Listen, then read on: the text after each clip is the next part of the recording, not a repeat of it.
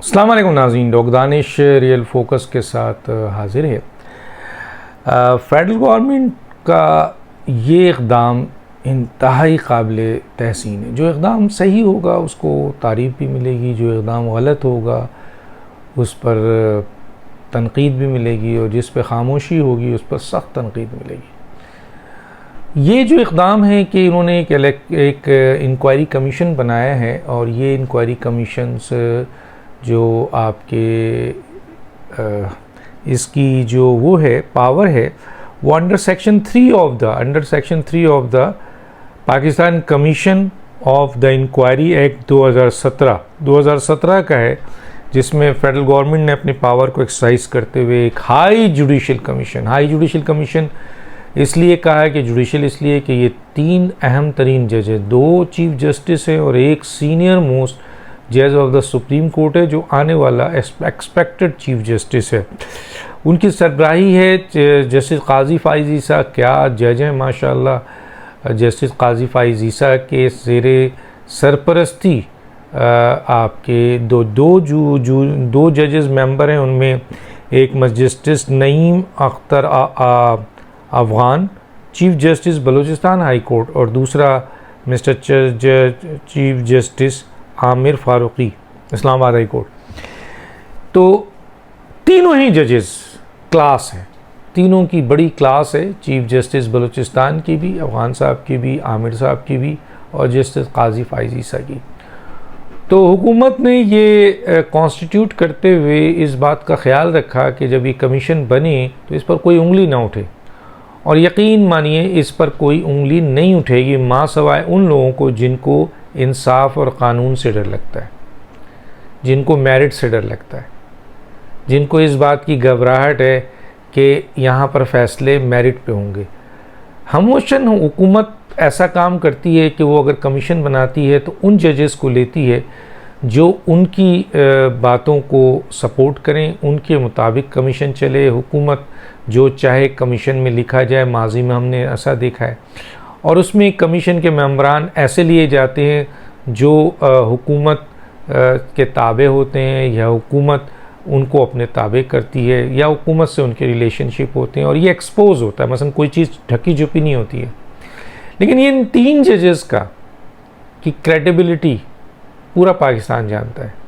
ये किसी का हिस्सा नहीं है, इंसाफ और क़ानून और आइन का हिस्सा है।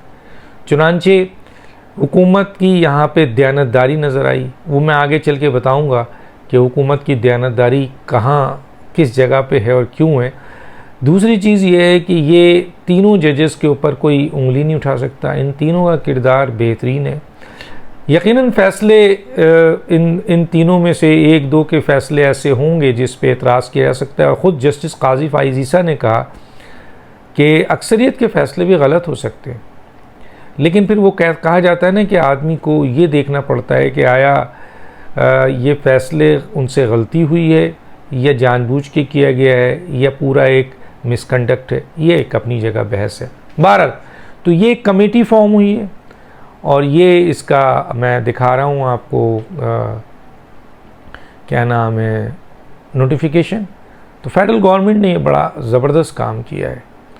और अब होगा क्या, इसकी पावर्स क्या हैं। कुछ लोग ने वलवला और शोर मचाना शुरू कर दिया कि जनाब जजेस को सज़ा जो है वो तो कोई कमीशन नहीं दे सकता, वो तो सुप्रीम जुडिशल काउंसिल देता है। तो फेडरल गवर्नमेंट ने या इन जजेस ने कब कहा है, या इस कमीशन ने कब कहा है कि जी सज़ा हम दे रहे हैं। यकीनन जजेस को सज़ा सुप्रीम जुडिशल काउंसिल दे सकता है, इसमें कोई दो राय नहीं है। 209 के तहत इनको सज़ा दी जाती है। कमीशन तो ये तयन करेगा कि जो ऑडियो लीक्स हैं, या जो शिकायत है, या जो चीज़ें मौजूद हैं वो कितनी जेन्युइन है, और अगर ये जेन्युइन है तो वो अपनी रिकमेंडेशन देगा। अगर फ़र्ज़ कीजिए कि ये तमाम की तमाम चीज़ें जेन्युइन नहीं हैं तो उसको फाइंड आउट करके ये 1 महीने के अंदर कहा गया है कि जी ये फ़ैसला करें, तो 1 महीने के अंदर ये फ़ैसला दे देंगे कमीशन कि ये जो आपके इंक्वायरी हमने की है इसमें ये तमाम ऑडियोज़ फ़ेक हैं। ठीक है, फिर तयन होगा कि जिन्होंने फ़ेक बनाया उनके ख़िलाफ़ कार्रवाई हो। लेकिन अब दूसरी तरफ आ जाएं, अगर ये साबित हो जाती है कि ये फेक नहीं है, ये एक्चुअल आवाज़ है और ये कोई तोड़ जोड़ के नहीं की गई है बल्कि बिल्कुल सही है, तो फिर यकीनन कमीशन इस चीज़ को फाइंड आउट करने के बाद ये भी तयन करेगा कि फिर इनके ख़िलाफ़ कार्रवाई की जाए। और कार्रवाई यकीनन सुप्रीम जुडिशल काउंसिल में इन जजेस के ख़िलाफ़ होनी है, लेकिन फिर एक बहुत बड़ा प्रेशर आएगा, क्योंकि इस कमीशन के फ़ैसले के बाद चीफ जस्टिस साहब ये कहकर बात रद्द नहीं कर सकते कि नहीं नहीं ये तो ऑडियोज़ आती हैं और ये ऑडियोज़ गलत हैं और ये इल्ज़ामात हैं और ये दिस एंड दैट है और ये फजूल है और ये ऐसा है। फिर ये नहीं कह सकेंगे। फिर चीफ जस्टिस साहब को सुप्रीम जुडिशल काउंसिल का इजलास बुलाना होगा, और एक लिहाज से सुप्रीम जुडिशल काउंसिल का जो अगर वैसे chief justice supreme judicial council का इजलास बुलाते इन रेफरेंसेस की बुनियाद पर, इन एलिगेशंस की बुनियाद पर, इन ऑडियोज़ की बुनियाद पे जो कि बार काउंसिल के रेफरेंस का भी हिस्सा है, वकला के रेफरेंस का भी हिस्सा है और शहरियों के भी रेफरेंस का हिस्सा है, तो फिर सुप्रीम जुडिशल काउंसिल इसको मसलन फर्दर एक्सपेडाइट करता, इंक्वायर करता और उसके पास फिर दोनों पावर्स होते कि वो इंक्वायरी भी करता, तमाम इंतज़ामिया के ज़रिए, लोगों के ज़रिए ये मालूमात करता और फिर सेटिस्फाई अगर होता है कि हाँ ये चीज़ सही है तो फिर सज़ा देता। लेकिन यहाँ पर कमीशन जो है वो उसके पास भी पूरी ताकत है, वो तमाम इंतज़ामिया के लोगों से काम ले सकता है और ये रिकमेंड करेगा। और फिर चीफ जस्टिस के लिए बहुत मुश्किल होगा ये कहना कि नहीं ये तो शिकायत है, क्योंकि जब इतने हाई प्रोफाइल 3 बेहतरीन कैरेक्टर वाले जजेस की कमेटी और कमीशन फ़ैसला देगा ये कि ये कल्प्रिट हैं, वाकई ये ऑडियो सही है, जायज़ है, ये शिकायत जायज़ है, ये इल्ज़ामात जायज़ है, तो फिर चीफ जस्टिस साहब हवाओं में तो नहीं कह सकते ना, उनका तो हवा में, ये तो इन्वेस्टिगेशन कर रही है और वो भी उसी लेवल के जज हैं, क्योंकि आने वाले चीफ जस्टिस हैं, इसमें 2 चीफ जस्टिस मौजूद हैं, तो फिर चीफ जस्टिस के लिए बड़ा मुश्किल हो जाएगा। गोया एक तरीके से ये कमीशन बनाकर उन 4 जजेस जो को कहा जाए कि वो मुकम्मल तौर पर अब बड़े इस दायरे के अंदर फंस चुके हैं, क्योंकि 4 जजेस जो सुप्रीम कोर्ट के हैं जिनमें चीफ जस्टिस खुद इंक्लूड हैं, उनकी ऑडियोज़ भी इसमें शामिल है, उनके और बाकी जजेस की ऑडियोज़ और उनसे रिलेटेड शिकायत और इल्ज़ामात इसमें शामिल हैं। तो इसलिए ये कमीशन का दायरा इख्तियार बहुत वसी है और ये कमीशन को पावर्स भी बहुत दी गई है। बस ये कमीशन एक चीज़ नहीं कर सकता, वो सुप्रीम जुडिशल काउंसिल करता है कि अगर ये कल्प्रिट है तो सज़ा के लिए रिकमेंड करे, सज़ा सुप्रीम जुडिशल काउंसिल देगा। सुप्रीम जुडिशल काउंसिल का इजलास जब चीफ जस्टिस को उसके बाद बुलाना पड़ेगा। अगर ये कमीशन ये कह देता है कि नहीं ये सब फजूल है तो भी सुप्रीम जुडिशल काउंसिल में इस कमीशन की रिपोर्ट को शामिल करके उन तमाम जजेस को बाइज़्ज़त रिलीफ मिल सकता है।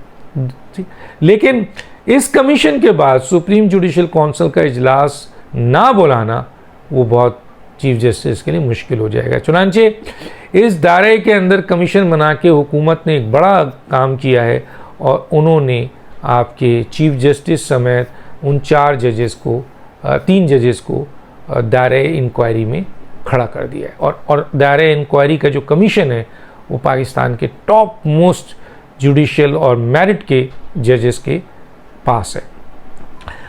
अब जो इसमें इम्पॉर्टेंट बात आती है वो ये है कि जी हुकूमत ने ये कमीशन जो बनाया है कुछ सोच के बनाया।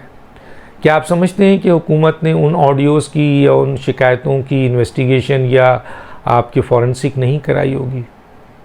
क्या एक ऐसे ही लाकर रख दिया होगा? क्योंकि उनको पता है कि जिन जजेस को वो कॉन्स्टिट्यूट कर रहे हैं वो तो मेरिट देखेंगे, वो हुकूमत की मर्जी वर्जी नहीं जानते, वो तो मेरिट देखेंगे। तो चुनांचे क्या ऐसी चीज़ लाकर इस कमीशन के सामने रख दी जाए जिसका सर पैर नहीं है, ताकि फिर उनको तक़वियत पहुँचे जो सुप्रीम कोर्ट में बैठे हुए हैं और फिर वो मज़ीद पावर हों, फिर वो मज़ीद हुकूमत के लिए मुश्किलात पैदा करें? तो ज़रा समझने की बात है। मैं आपको इत्तला दे रहा हूँ जितना मुझे पता है कि इस ऑडियोज़ की और इन शिकायतों की ऑलरेडी हुकूमत अपने लेवल पर फॉरेंसिक और इंक्वायरी करा चुकी है और सब के सब नंबर 1 है। तो चुनांचे एक फोरम दिया गया है कि वो भी इसको इन्वेस्टिगेट कराएं और इंक्वायरी कराएं। और फिर ये फोरम, हुकूमत बोलती तो शायद इतना वज़न ना होता, लेकिन जब ये कमीशन बोलेगी कि ये सारी एलिगेशंस और सारी ऑडियोज़ जेन्युइन है और इनके ख़िलाफ़ कार्रवाई की जाए, तो फिर इन 4 जजेस के लिए आगे बढ़ना बड़ा मुश्किल हो जाएगा। ये बहुत ही अहम और इम्पॉर्टेंट आपके कमीशन है, और इस कमीशन को से अब 2 बातें यहाँ पे बहुत ज़रूरी हैं। एक तो ये है कि ये कमीशन अपने इख्तियारात को अब भरपूर इस्तेमाल करते हुए जल्द अज जल्द फ़ैसला दे, ना कि दूसरी कमीशंस की तरह कि चीज़ें डंप हो जाए। और हमें उम्मीद है कि जो जजेस इसमें बैठे हुए हैं वो इन चीज़ों को बहुत अच्छी तरह जानते हैं कि इसका फ़ैसला कब और कैसे देना है। और यकीनन इनके पास 1 महीना है, एक्सटेंडेबल भी है अगर वफाकी हुकूमत जाने, लेकिन जिस तरह के जजेस बैठे हुए हैं वो चाहेंगे कि मेरिट पे सारी इंक्वायरी होने के बाद जल्द से जल्द कमीशन अपनी सिफारिशात मुरतब करके हुकूमत के हवाले कर दे। अब दूसरा आता है पॉइंट, और वह है हुकूमत का। अब हुकूमत का काम यह है कि अगर ये इंक्वायरी हो जाए, ये नहीं कि FIA ने इन्वेस्टिगेशन किया या किसी और एजेंसीज़ ने इन्वेस्टिगेशन किया और हुकूमत को दे दिया, और हुकूमत जो है या कोई और कमीशन है या और कोई है और हुकूमत लेके उसको बैठ गई या ब्लैकमेल करे सिर्फ, नहीं। फिर ये कमीशन की जो आपके रिकमेंडेशन है जब हुकूमत के पास आ जाए, तो हुकूमत का भी बहुत बड़ा फ़र्ज़ है कि वो इसको फौरी तौर पर इस पे जो उसके इख्तियारात हैं उसका एक्शन ले और ये रिपोर्ट सबमिट कराए सुप्रीम जुडिशल काउंसिल में, यानी सुप्रीम कोर्ट में। और दूसरा ये कि इसमें जो एक और अहम बात है वो ये है कि क्योंकि इस वक्त आवाम का जो एतमाद है वो सुप्रीम कोर्ट या जजेस के ऊपर, जो मुख्तलिफ जजेस हैं उनके ऊपर से उठ चुका है, सुप्रीम कोर्ट पे से, हाई कोर्ट पे से उठ चुका है। और उसकी वजूहात सुप्रीम कोर्ट और हाई कोर्ट में उनका अनप्रेसिडेंट फैसले, अनकॉन्स्टिट्यूशनल, अनलॉफुल उनका फ़ैसला और अनप्रेसिडेंट, अनलॉफुल, अनकॉन्स्टिट्यूशनल बिहेवियर और स्टेटमेंट, इससे आवाम का एतमाद ख़त्म हो चुका है, जो ये कमीशन बहाल कर सकता है। जब ये कमीशन फ़ैसला देगा उसके बाद जो फर्दर सुप्रीम जुडिशल काउंसिल में एक्शन होगा उससे सुप्रीम कोर्ट की रिस्पेक्ट, इज़्ज़त, मुकाम में इजाफ़ा होगा और आवाम का एतमाद बहाल होगा। लोग दानिश को याद दीजिए। अल्लाह हाफ़िज़।